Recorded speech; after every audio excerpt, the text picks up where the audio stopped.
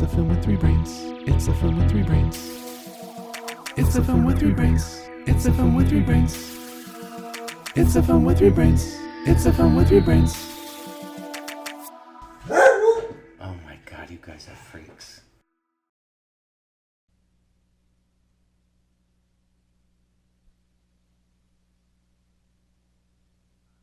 Hi, my name is Robert Townsend, and it's hard to make a movie in Hollywood, but I did, with the help of a few friends and a few credit cards. What's the line? I ain't be got no weapons. I ain't be got no weapons. My film's about making it as an actor in Hollywood. The only role they gonna let us do is a slave, a butler, or some street hood or something. Don't sell out, brother. Oh, the promised land. Melon soda? But the real trick is finding a juicy role when the odds are against you. Good luck, brother. What we're looking for is an Eddie Murphy type. What is happening with your cool vines? Thank you. You're the worst actor I've ever seen in my life. Then they said I wasn't black enough for the part. Ricky, can you tell us what you've been doing since you've graduated? Well, Robert, I've played 9 crooks, 4 gang leaders, 2 dope dealers. I played a rapist twice. Whoa. That was fun. They'll never play the Rambos until they stop playing the Sambo. I just want to be me. I don't want to be Eddie Murphy. He's the one we want! I just want Hollywood Shuffle. Now that was a good movie. I love this movie. It was genius. Go see it today, please. Because I got to pay off these credit cards. Tell your friends about it. Lots of friends. Your cousins, your aunts, your uncles, maybe your ex-wife. Take a bum to the movies. Go see Hollywood Shuffle today, please.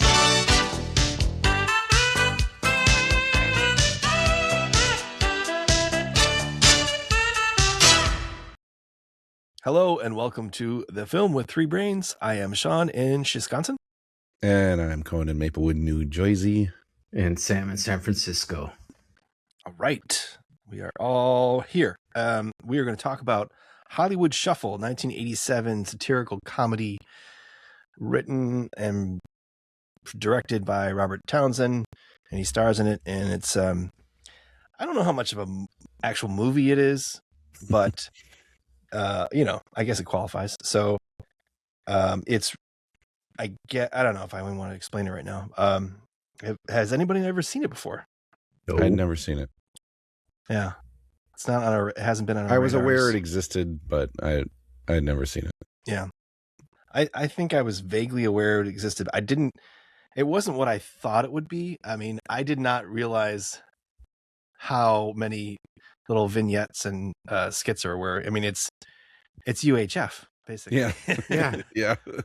Isn't that weird? Yeah. I mean, you got to imagine Weird Al saw Hollywood Shuffle and was like, aha. I mean, he even does a Rambo bit. Yeah, I know. Yes. Yeah, that's crazy. Yep. Rambro. Which I like. Yeah. I was like, I want to see Rambro. Yeah. Like, of all the movies the Wayans brothers done, it's like, why didn't they do that? Yeah, right. Yeah, we saw a couple Wayans brothers in this movie. Other people we've seen before. It's mercifully short. It's about an hour and 16 minutes, something like that. Yeah, it was pretty quick. A tight 82 minutes or something. It was short. I watched it twice because the first time I think I was looking at it like a movie, and the second time I don't know. I didn't care about the plot because I know what the plot is, if you can call it that. And then I was just sort of trying to pick up more on the vibe of it or references. Some of them I get, some of them I don't.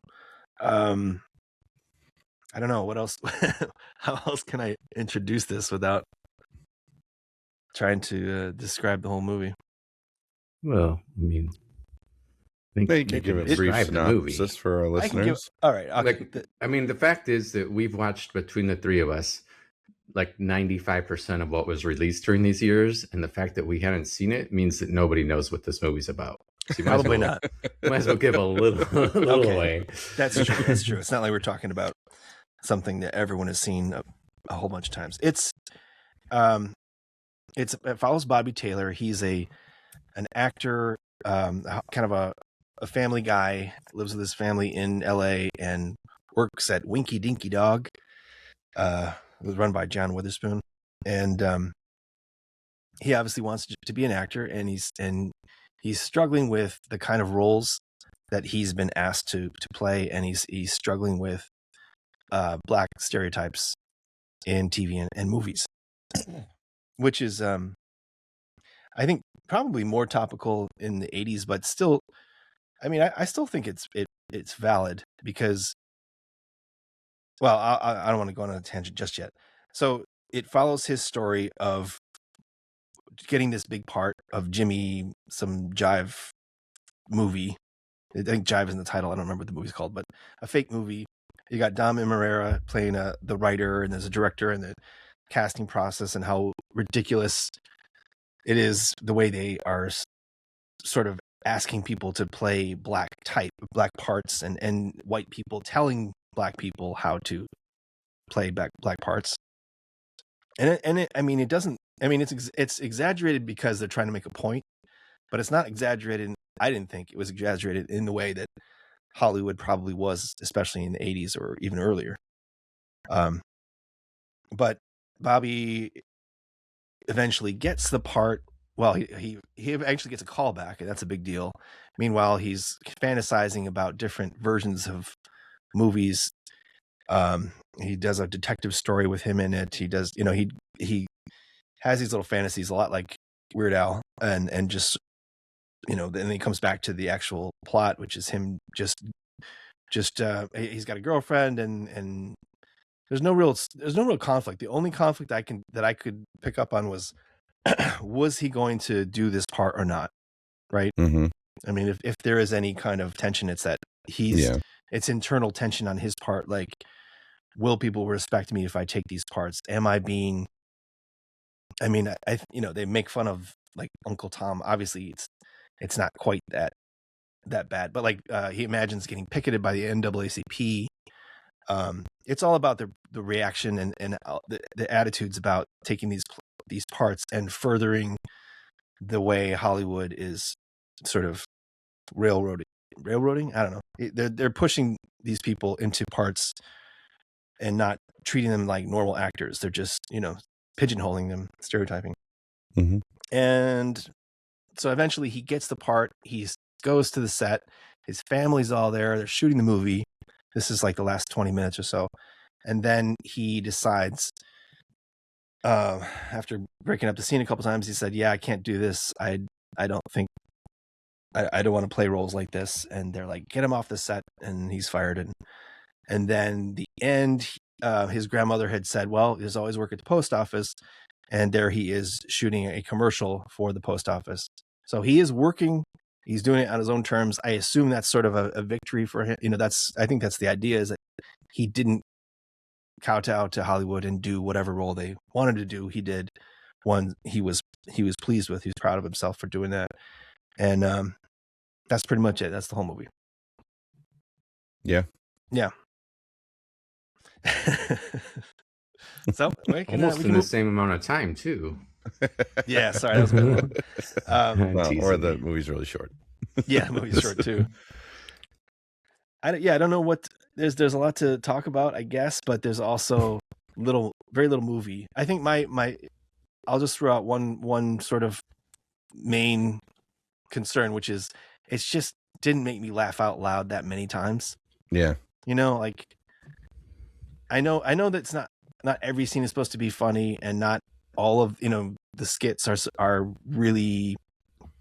I mean, I appreciated almost all of them, especially like the fake Siskel and Ebert review show. Mm-hmm. Those I thought were kind of clever the way they did that. But it wasn't like hilarious laugh out loud. It was more like it's a satire. I mean, it's supposed to make you think about how this shit works and then maybe understand it a little more. I don't know. Yeah. I mean, I appreciate what they're trying to do. And I know this movie's actually quite well received over the years. Like its Rotten Tomato ranking is quite high. Mm-hmm. It's part of the Criterion Collection. People talk about it as their influence and love it. I didn't enjoy it much at all as a movie. Like, yeah, I appreciate the satire of it all because I'm sure it's absolutely true. I mean, even was it the recent Eddie Murphy documentary where he talks about how in the 80s a black entertainer there could be only one. You know, and everyone else had to wait their turn. They could only do one at a time. So first it was Richard Pryor, then it was Eddie Murphy, and then, you know, whatever, you know, and that has changed to a certain extent.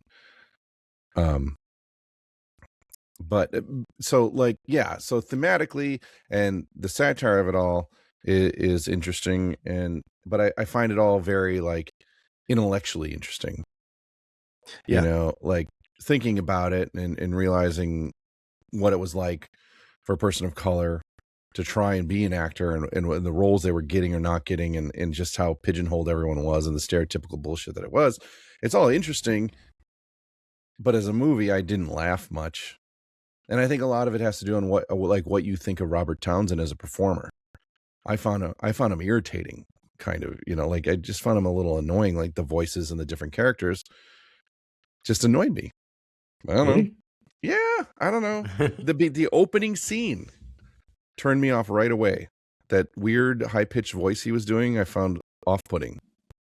And I had a hard time. He's doing a character, but the character I know, junkie. but yeah. So as a piece of satire, I appreciate it, but as a piece of entertainment, like, I don't know. I just wasn't. It wasn't getting me in that regard. Like, I didn't think it was all that funny. It was just like pointed and you know, what's the word I'm looking for? It was like, Jesus, I can't even express myself. I'm trying not to sound like an asshole. But yeah, it's tricky. know, like the subject matter is sort of it's good. Like, it's good. It's well done. They have a fucking point for sure. But sitting there watching it, it's like the sort of thing I'd rather read an essay about, you know, than watch Hollywood Shuffle, I think. You know, to read like a satirical take on 80s Hollywood would be really interesting in terms, you know, of coming at the point of view from a person of color would be far more interesting to me. I don't know. Yeah. I just didn't really enjoy myself watching it that much. I was a little bored, you know, other than just thinking about the points they were making. I don't know. Yeah. Sam, you have any thoughts? I liked it more than you did. Yeah. I mean, I think I liked the satire.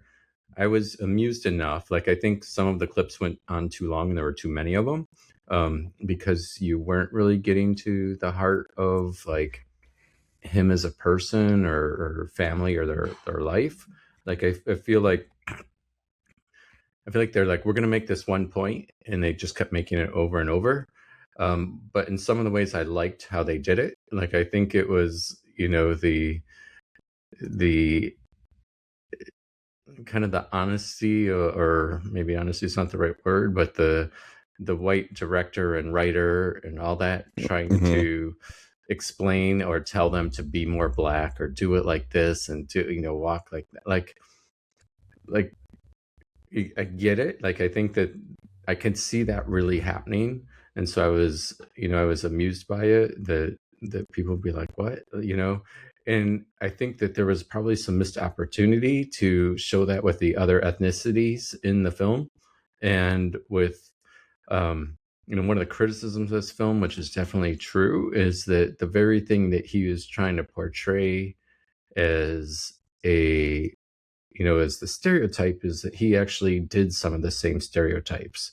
Like, you know, now we would expect women to have more of a role, his girlfriend to have more of a role. We were like, okay, you know, the gay hairdresser, like, how many times has that been done? You know? So it's like, it's kind of interesting to me. It's like, wait, you're making a movie about stereotypes, but yet you're making fun of the black stereotypes, but in other parts of the movie, you're using the same stereotypes without making fun of them.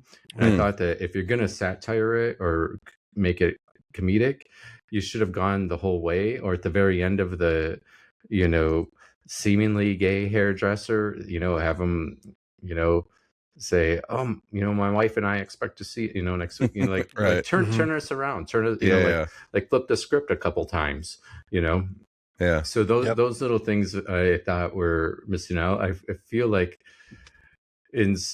but it's his first film. Like I'm giving it, maybe I feel like this is just got out of film school. This is my project, and I'm scrapping this thing together. So I'm giving it some leeway, because I think from a writing standpoint, it could have used more. But at the same time, I agree with you. I never laughed out loud, but I was smiled. I was amused. Like I was like, for a movie I've never seen before, like this was surprisingly good, because we've picked some movies now that we haven't watched. And for the most part, they've been bad. Like there's a reason we never saw them before. Like this I don't feel bad about watching. And some of the other movies that we haven't seen before, I'm like, okay, there's a reason why the three of us never heard of this movie. Right. This one is like, yeah, okay, the reason we didn't hear from this movie is because it was an independent release. It was a small, but shoestring budget. That, and but it's amusing enough. Yeah, like the behind the scenes production stories or sort of description or sort of backstory is pretty interesting. All sort of Robert Townsend struggling to get a decent role in Hollywood, and decided to make this movie, paid for half of its budget out of his own pocket with credit cards, sort of Robert Rodriguez style. Shot it. They said, I read a thing that said there's only 17 days of shooting, shot over 2 years. Yeah. I mean, come on, that is real work to get that done. Yeah. And while he was doing stand-up comedy on the side, or like not on the side, but doing stand-up comedy and then shooting this stuff on the side, which doesn't pay. Right. It got him his crew. He got a bunch of people who could all, throw jokes so in. that was an interesting thing. Like I was surprised by how many people I recognized in this movie. Yeah. And a whole bunch of them all were, and I'm Gonna Get You Sucker, which came out about a year later, and which I found infinitely more funny. Yes, it is. Like I really enjoy I'm Gonna Get You Sucker. I find it really, really funny. And I'm Gonna Get You Sucker is also a satire. Well, it also has more like kind of parody in it too. Yeah. Or maybe it's more parody than satire. It's a parody of blaxploitation films. Yeah. And it's pretty damn funny, actually. Yeah. I mean, there's a whole bunch of people in this that were in that. Yeah. These aren't my real eyelashes. Right. It just keeps going. Yeah. Yeah, I think the behind the scenes stuff is really interesting. Like the fact that Robert Townsend was up for Saturday Night Live and missed out because of Eddie Murphy. Yep. Right. And then he directed Raw for Eddie Murphy. Right, yeah. And then that same year this came out too. Yeah, same year. So he definitely knows a lot of black actors. Sure. In general, but especially like he's got this crew, he's got the Wayans brothers, but like I was aware of Robert Townsend as a performer and actor and a director. I'd seen The Five Heartbeats, I'd seen Meteor Man, which is pretty terrible. And then I looked at his IMDb page, and he's been consistently working since the 80s as a director and as an actor. Mostly as a director. Yep. He directs a lot of television. I didn't realize he was in The Bear. He plays Sidney's dad. And he's great. Yeah. Crap. And he's so good in that. And he has a small role, and he does. It's phenomenal. So when I found out that was him, I didn't realize that was him until I looked it up. I looked him up. Mm-hmm.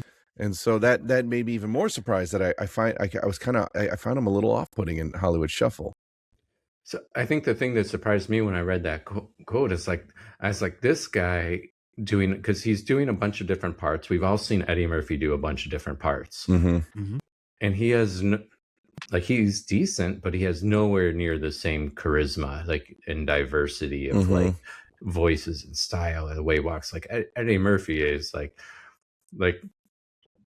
to say you lost out to Eddie Murphy because of this is also like, I didn't get on the Bulls because of Michael Jordan. I was just going to say Michael Jordan. Right, you lost out to the best there ever was, or the best there is. Some would say the best there ever was. Right. Yeah. Yeah. like yeah, you did, but you also didn't have a chance, like, Right. Nobody would have. Yes. Right.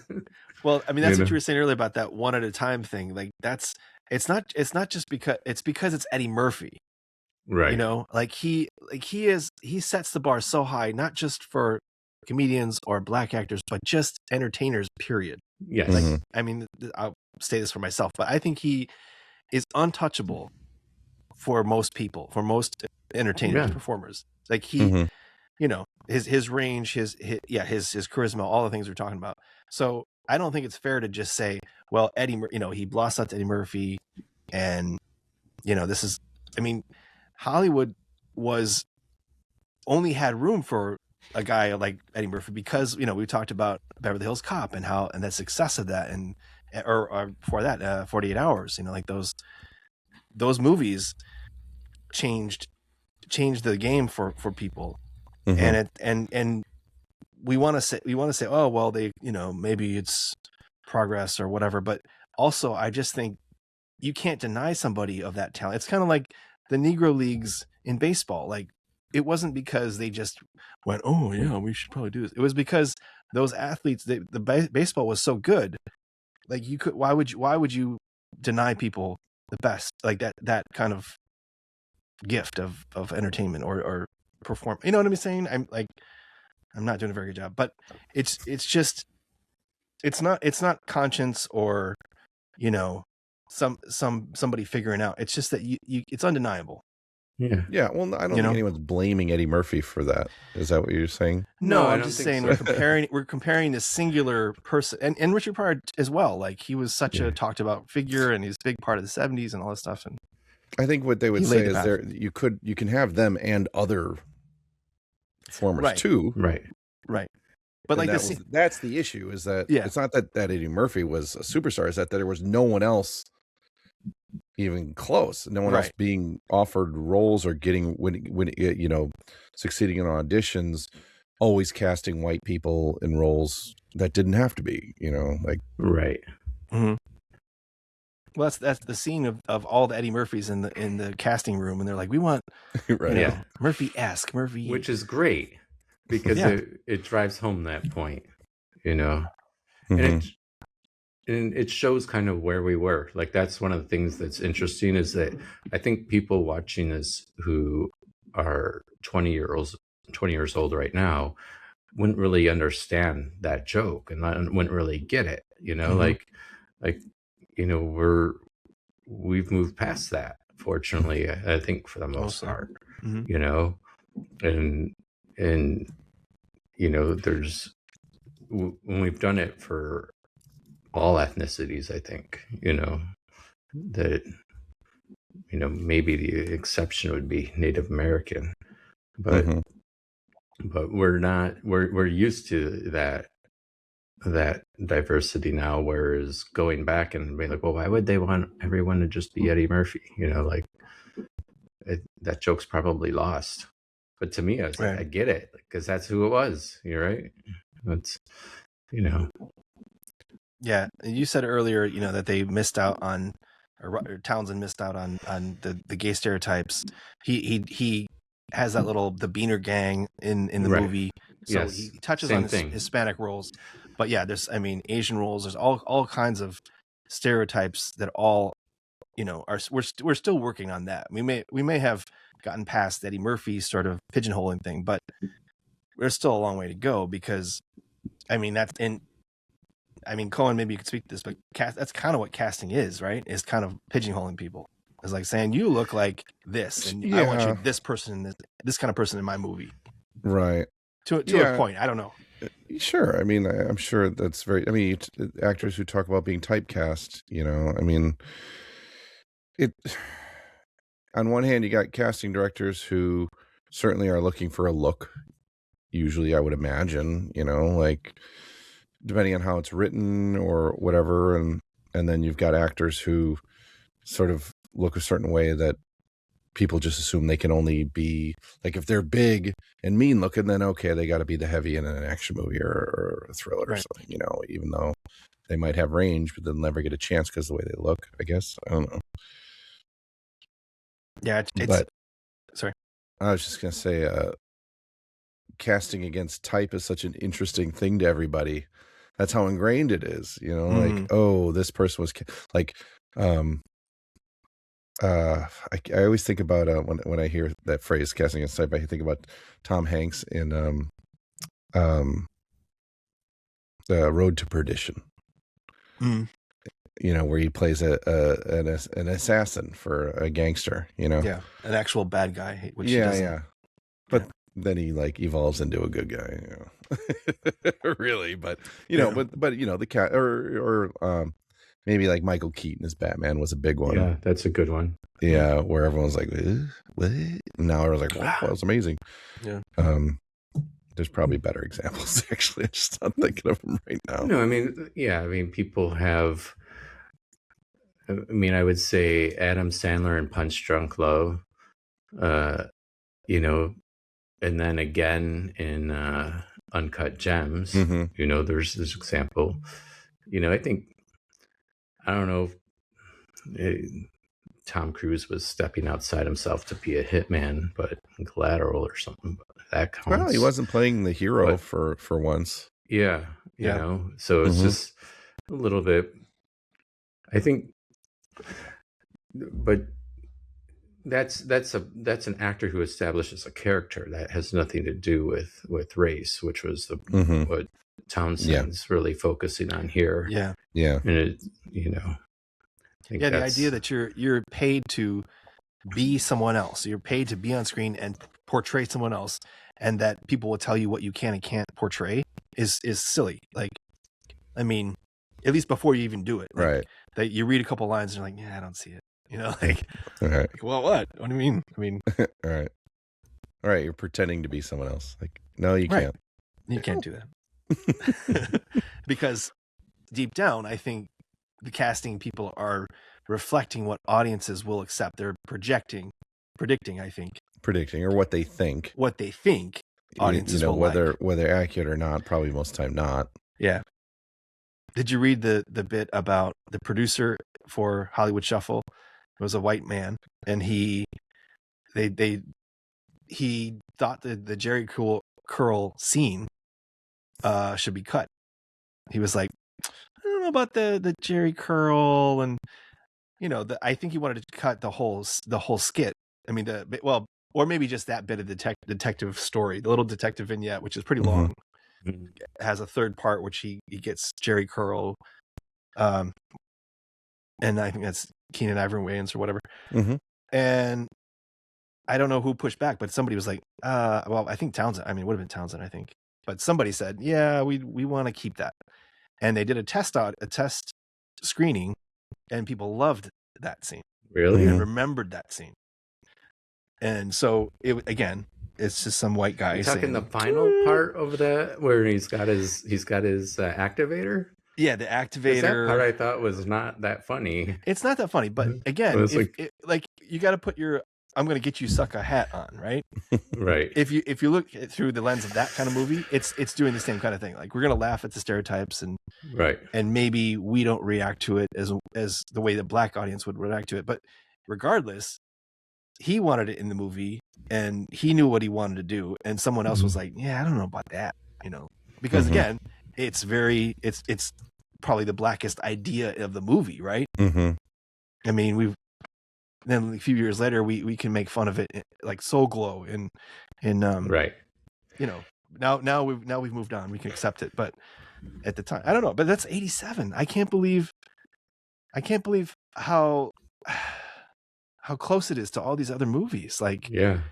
I was watching a bit. I have never seen Mighty Quinn all the way, but it's Denzel and Robert Townsend. I was like looking at Townsend's work, and I'm like, and they both put on like a Jamaican patois accent, and even Denzel kind of struggles with it, I think. And I watched 20-30 minutes of it, and I was like, yeah, all right. I mean, it's Denzel, so I get it. But again, they made a movie that was based on a book. They shot this movie on location, and they didn't get real native speakers. They got a bunch of Hollywood actors, and they said, okay, we'll just let them do the accents and stuff. But it's just so weird that that we have to push people into weird situations that they're not comfortable. Like, it's not naturalistic. I mean, and that was 89. Denzel was doing Glory at the same time, and to Townsend's point, he was playing a runaway slave. I mean, he won an Oscar playing a runaway slave. He's amazing in that movie, but it's also exactly what he's talking about. Yeah. So it's really interesting. Yep. I've never seen The Mighty Quinn. See, it has about 89% on Rotten I saw it Tomatoes. like when we were in college. I don't remember it much at all. Denzel's the chief of police, and there's a murder mystery to it, and Robert Townsend's his friend, but it's like a conspiracy movie or something. All right. Well, I'll throw out a question here. Maybe it's a little controversial, but ooh, yeah. So, should you hire people? Should you have actors do accents, or should you just hire people who have those accents for big parts like that?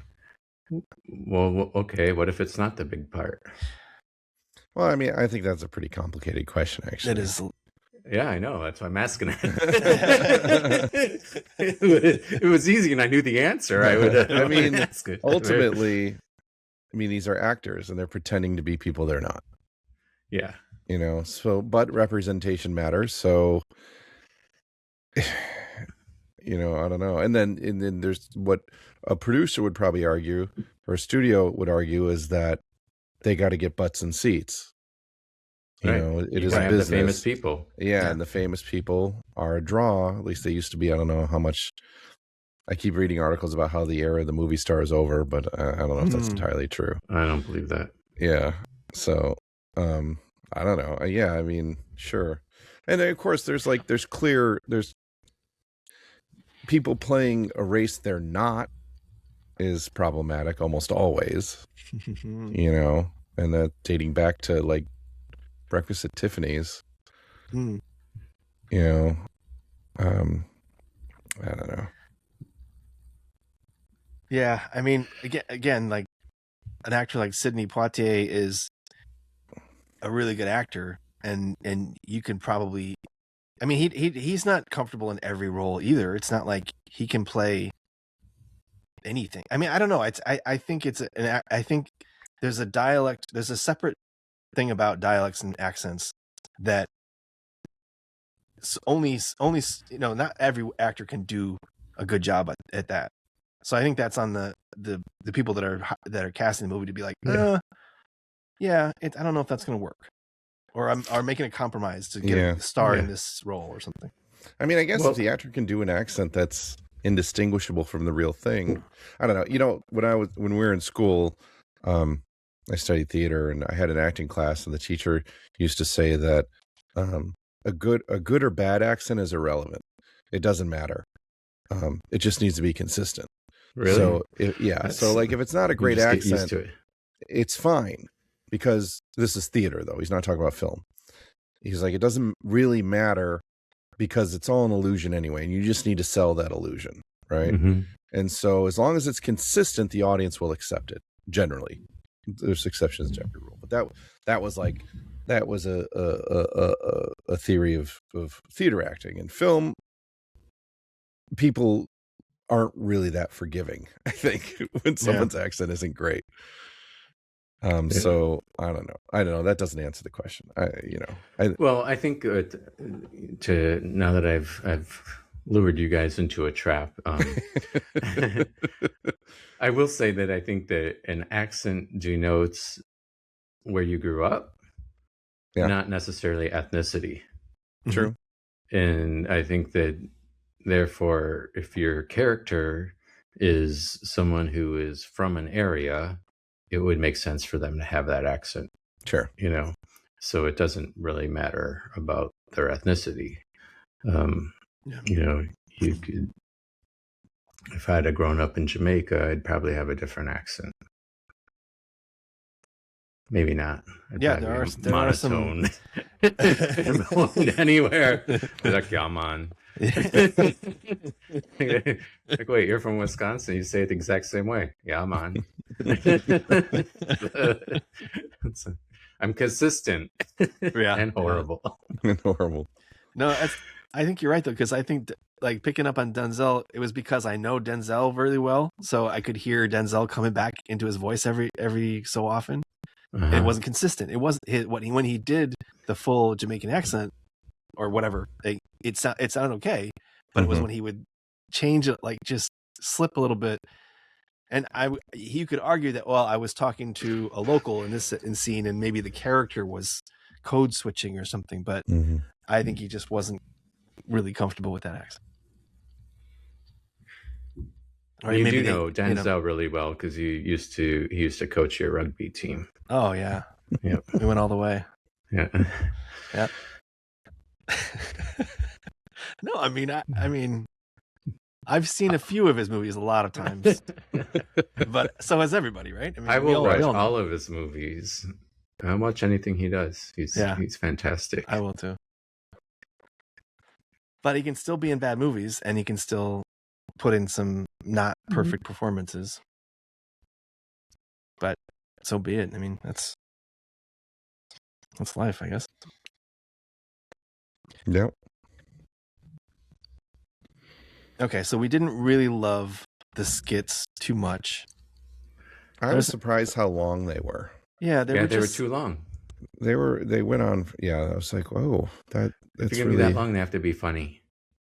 Yeah, that's the thing. In the hindsight about this movie is like, this guy was a comedian who is doing stand-up comedy, and he has all these skits, and none of them have like the real like at least one of them should be like just really like laughing. Like you should, it'd be like watching a whole episode of Saturday Night Live and be like, I didn't think a single thing was funny. You're not far off sometimes. No, it happens. Oh yeah, I just feel like with that with that many comedians in it and that much to go, I think I don't know. There could have been more. Yeah, so let's look at the indie movie part of it. Like you said, it was credit cards, and he was doing it on this long time span when he had free time or whatever. And they didn't have permits, so they all wore UCLA shirts. Just That's told crazy. everyone they were students. They got away with some stuff. I mean, it's still. Colin, do you think it's pretty well shot for first time director? Or? Yeah, sure. I have one. When I was watching it, I never once thought, like, holy fuck, do these clowns not have any idea what they're doing? Like, I never thought that. But I also never thought, wow, this is really beautifully shot or extremely well directed. It was neither. It was somewhere right in the middle, of right. And I mean, it's. I think that's fine for a self-financed indie film in the 80s that you're shooting over the course of several years. Like as long as you don't draw attention to it, that's probably a good thing. My nitpick is the last scene, because I thought, well, okay, so the twist is, his grandmother wanted to work at the post office. He ends up doing a scene. He ends up acting in a post office commercial. I would have thought he would have been in uniform, and we see his postal uniform, and so the bait and switch is like, oh, he just quit acting and became a postal worker, and then we pan out and he's on a set and he's doing a commercial. I thought that would have been a better reveal kind of thing. Sure. I mean, I just thought it would have been more effective because when it ended, I was like, wait, so he did. I mean, we're supposed to be reminded of the postal worker thing, but he also is doing a commercial, so he's working. So he got his cake and he's eating it too. But as the audience, again, as a movie, you want something more to, happen at the end. And I thought the last two sort of, including Rambro, but there were a couple like skits right at the very end while he's in bed, kind of dreaming, that I was like, well, we've done all this. Like, why are we doing a few more of these? There's a reason for this. So I didn't love the ending, but again, that's the movie part, and it's really not much of a movie at all. But it's still like Sam was saying, I don't think I regret picking it. I don't regret watching it. And like I said, I watched it the second time, and I appreciated it much more the second time because I wasn't thinking about Bobby Taylor and will he what's he going to do in Hollywood or whatever. Mm-hmm. So I don't know. I mean, I'm not saying I could do that well on a shoestring budget at all. Yeah. I don't know. I think I like, obviously, the three of us, I think, have a soft spot for doing, the little skits like that, the little breakout fake commercials and that, like, the Batty Boy and that. Like, I think that's part of my disappointment in it, because I was like, he didn't go anywhere that we wouldn't have gone ourselves. Like, I feel like my expectation in a movie is like, show me something that we've been like, oh, we would have never thought of that, sort of thing. Yeah. And I feel like this movie didn't do it. I kind of wonder, like, if I saw this movie though when I was 12, would I have appreciated the comedy of it a lot more than what it is now? Like, is it because there's so many skits, because we've seen so many episodes? Like once you see Chris Farley be Matt Foley, like, I mean, so many, it's never gonna, you're never gonna, like, that's it, like, never gonna top but that. if we would have seen this back in 1987, at a time when you didn't get to stay up all that often and watch Saturday Night Live, at a time when you hadn't seen all these other movies do this, like, would it have been a lot more amusing? I think so. I think it would have been, and that just goes to highlight why we do this review for so many people who want to know, should we go back and watch this? Mm-hmm. So I feel like, probably don't have to. Once, the thing I found a little disappointing is that once the film establishes what it is, everything that comes after, nothing about it was terribly unexpected, or everything that happened, I was like, oh yeah, okay, yeah, it makes sense. Yeah, right. That's, and I thought, it's like when I forgot what movie it was, when someone says, oh, that's funny, and they said, well, why didn't you laugh? So it's like, in your mind, you're like, oh yeah, that's funny, but I'm not laughing. It's just, it's an amusing concept that's not, I mean, some people would argue that the essence of comedy is surprise. So, nothing about it was, well, from a satirical standpoint, you're like, oh yeah, right. You're like, oh yeah, okay, yeah, I see what they're doing. Right. Never like, this is hilarious. Right. Well, that's the whole thing. Is that's what you're saying. Is once you give away what it is, how often do you deviate it from it? Like, we know going into a romantic comedy what exactly is going to happen, but how amusing can you make it to get us to that end where the two people are together? Because not a whole lot of people are making romantic comedies and they surprise us at the end, both people die in a car accident. Like, oh, I didn't see that coming. It's an opportunity. Right. They're sticking to the script. So if you're going to do something that sticks to the expected script, once you've laid it out, you have to do it in a way that makes it look new or refreshing or surprising, or for satire, be absurdist, or turn it around a little bit. But once you lay that out, that's it. And that's what separates a mediocre movie from a great movie, is when you can throw in all the little surprises. When at the end of the movie, you're like, well, of course I knew it was going to end this way. Like, from the very beginning, you knew, of course Maverick's going to fly the plane and save whatever. Like, that's it. That's good. That's what he's going to do in Top Gun. You knew it. Like, but can you tell this story along the way in a way that makes you, be a little worried for a second, or see some other hurdle, or see someone else's point of view? And this didn't do it. Like, there were little opportunities there when he's having the dilemma where they're filming the scene where where, you know, there was a hint there, like, hey, this is, you know, no one actually said, like, you know, there's that saying in movies, like you know, it's some, and I'm probably gonna say it the wrong way, but it's like the third movie you make is your movie.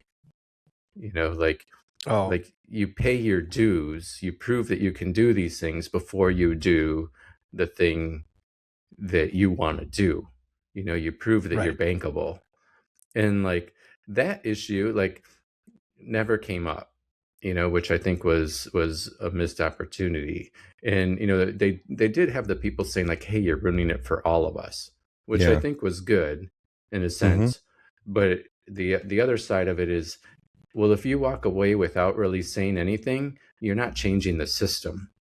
And if your goal is to change the system, you know, it's one thing to hope that the movie you make changes the system, but it's another thing to address it in the movie, like, hey, can we think about this a different way? You know, like, especially if, depending on what type of movie you make, because is everyone going to relate to a pimp gangster who's absolutely ridiculous, who loses his friend, versus someone who seems more like a normal person who loses his friend? So, you know, and obviously the movie wasn't made to be serious, but I don't know. It just, those opportunities to do something different were there, and he didn't. I will just, I don't want to, I just want to qualify what you said, because what he's doing as an act, like his character as an actor, is, the whole story is kind of trivial. I mean, it's like, oh, he has this little moment of conscience. He wants to know if he's going to do this or not. But as a director, what he's actually doing, what Townsend is actually doing, is boldly going ahead with whatever the hell he wants to do, because he made a movie.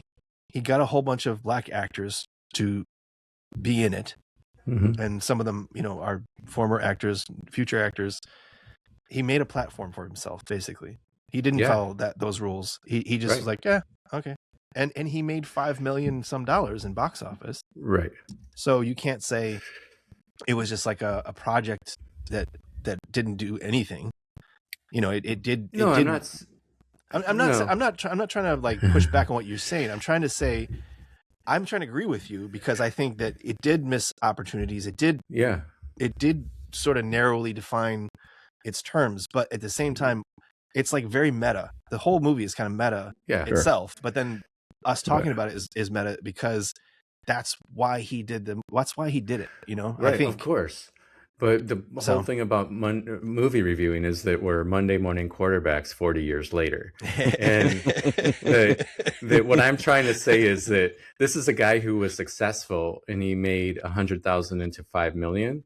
But I also think with the right, I don't know, help, perspective, whatever, it could have been making 100,000 into 45 million. You know, that there's enough here that if those skits were funnier, if a little bit of things had just a, you know, little more drama, a little more buy-in, this would have been a movie that had huge appeal. And that if it was funny enough, some of the people you could argue would be like, oh, they're missing the point of the satire because they're laughing at all these jokes. They're missing the point of that he's really trying to make.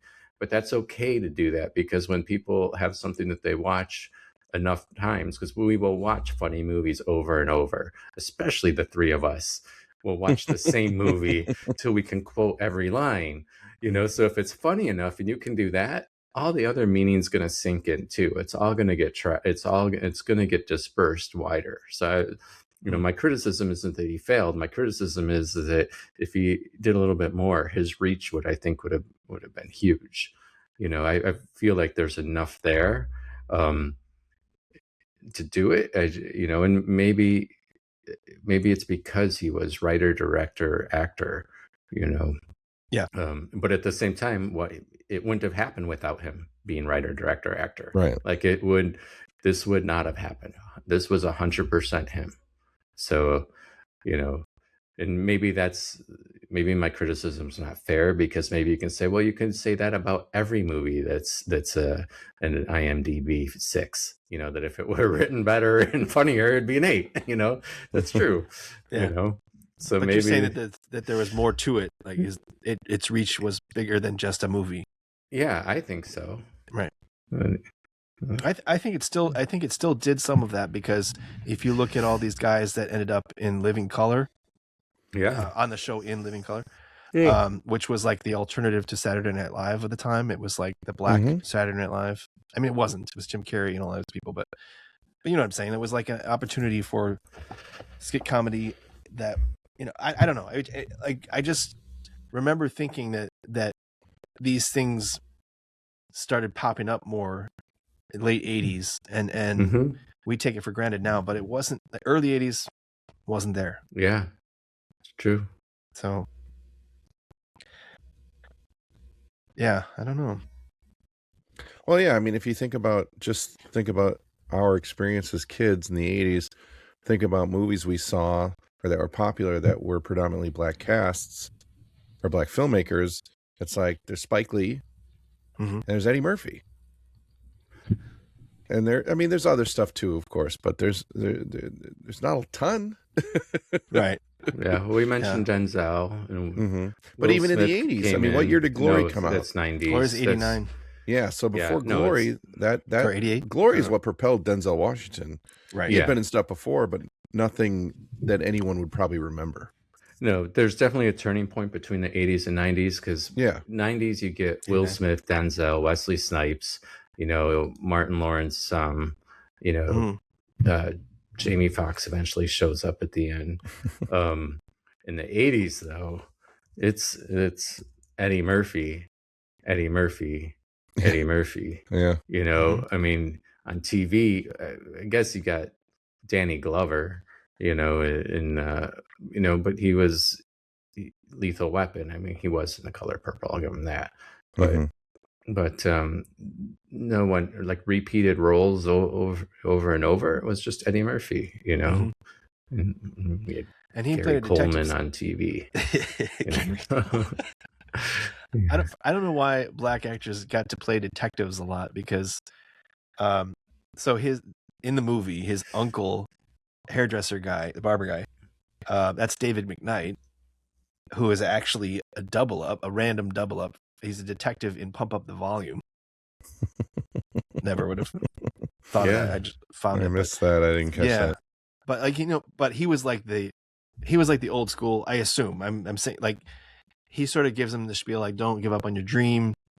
I can't remember what his character is, like a musician. I like his little spiel. Yeah, I liked his spiel too. I thought it was important, and it was, of course, you know, important to the story. And you know, he's like, oh, okay, I'm gonna keep on. But it was also like referencing an older actor, or maybe a better example is just a little scene in the Diggity. What's the dog? What's the Winky Dog? Winky Dog. Winky Dinky Dog.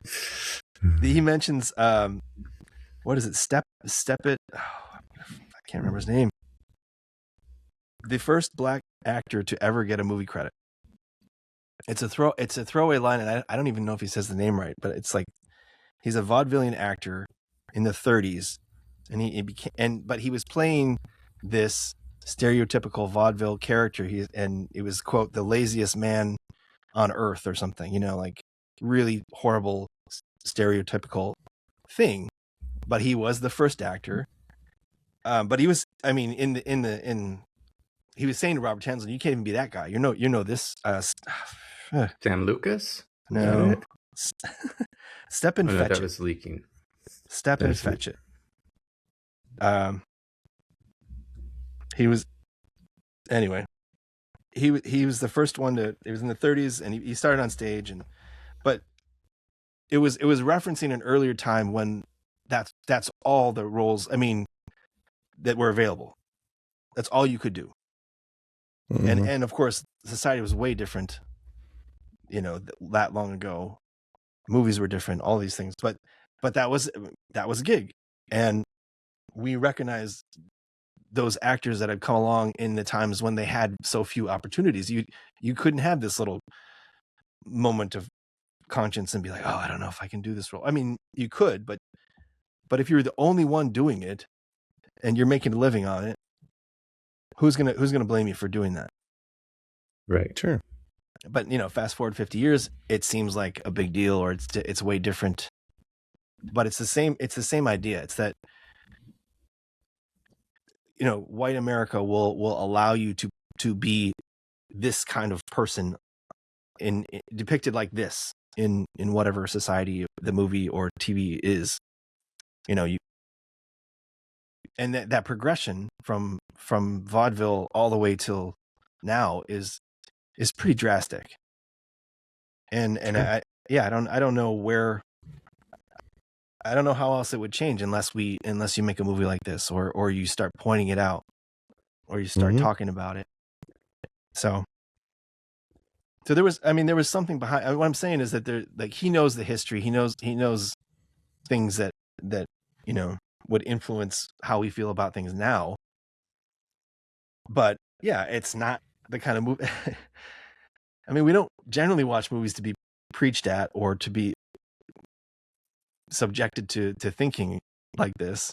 I hate thinking. Yeah, like you said, if you make a good movie, it will happen anyway, hopefully. But this is really pointed, and if you don't like the message, you would reject it completely. If you're like, what, that's making a big fuss over nothing or something. I don't know why you would say that, but that's true. I could see people in the 80s doing that, though. I could see people in the 80s going, what is this movie on the marquee? What is that movie? I wouldn't see that movie. We want to watch Rocky 4 or whatever because, the white Italian dude is kicking ass. Whatever. I'm being silly here, but not completely silly. Kind of like Robert Townsend. Yeah, just a little sort of reminder of how far we've come, or rather how far we haven't. No black director has ever won an Oscar for Best Director. And only 3 women have ever won. That's kind of crazy. It is crazy. Maybe Ryan Coogler will change that. Hopefully. I'm pretty sure he was nominated for Sinners, I think, right? I mean, it was nominated for 16 Sinners awards. Yeah, it's nominated for everything. It's basically all the awards, right? Yeah. I mean, other than the shorts, but yeah. But yeah, no black director has ever won an Oscar for Best Director. Right. So we're not quite there yet. Yeah. All right, want to know what we're doing next? Yes. Yep. Sure. Picked a year that is the least picked year of all of our years. You said this once before, and it was definitely 1978. 70s. Nope. Not anymore. 75? Nope. 79. No, would you let us know? No, I'll give you a huge hint. We expanded our years, which we can pick. Was it 2000? Or 2001? Or 2001? One of those two. We've only picked once before. Should we say 2001? Yep. All right. So I'm going off. Now, you guys have both probably seen this movie, but it's a movie I haven't seen. So we got rid of the interns and replaced them with computers. So I asked Chat. I was like, Chat, what are the top cult classic movies from 2001? And it made a list in which I think I'd seen 9 of the 10 that it made, with number 1 being Donnie Darko, which is on my future pick list, but I just wasn't ready to pick it yet.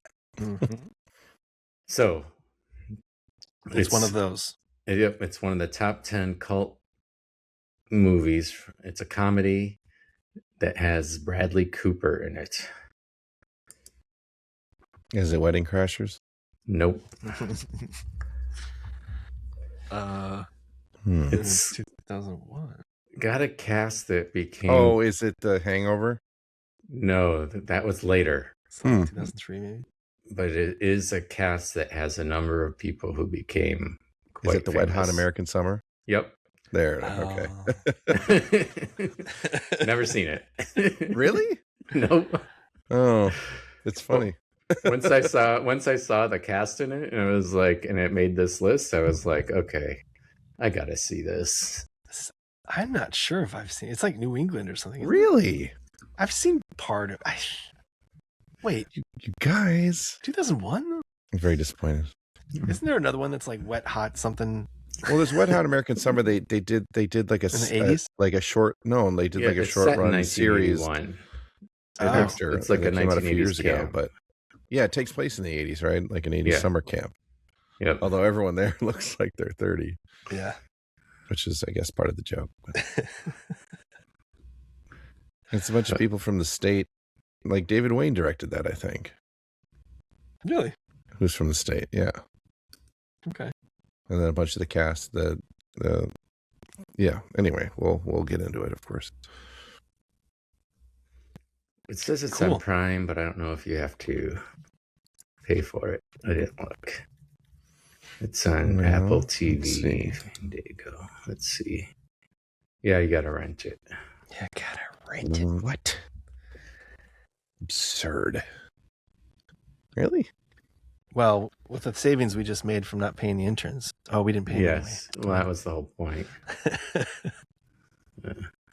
Sorry, interns. We'll look after. We'll give you good references.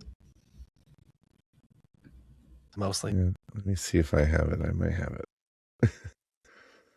Oh wait, what's this? Anyway, oh yeah, they did it 10 years later. Yeah, on Netflix. It wasn't very good. All right, well, I'll save myself. Yeah, I don't have it. Wow, so you picked a new year and one you haven't even seen. That's 2 in a row we haven't seen. That's interesting. Yeah, so I was like, I'm going off this. Nice. Oh, Cohen will end that streak. I will. Of course he will. I will. Party pooper. Oh, Paul Rudd, Amy Poehler. Okay, yeah. That's what I'm saying. Ken Marino. Yep. Once Elizabeth I saw Banks. this thing, I was like, well, okay, I gotta see this. Jenny Garofalo. Holy crap. Yeah. Yeah, I've seen bits of it. I don't think I know what happens. I'm looking forward to it. Indeed. All right, we'll see if Co follows the streak. He's I think the chance of him picking a movie he's never seen is about 0. Especially since it's on like record saying he's not going to do it. It's 0.1%.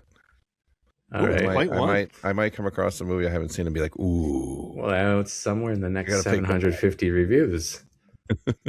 That's like right around the corner. It would probably be like a lesser known sequel to something we've already done. I think you like Japanimation movies about kids who are something with TOO in the title.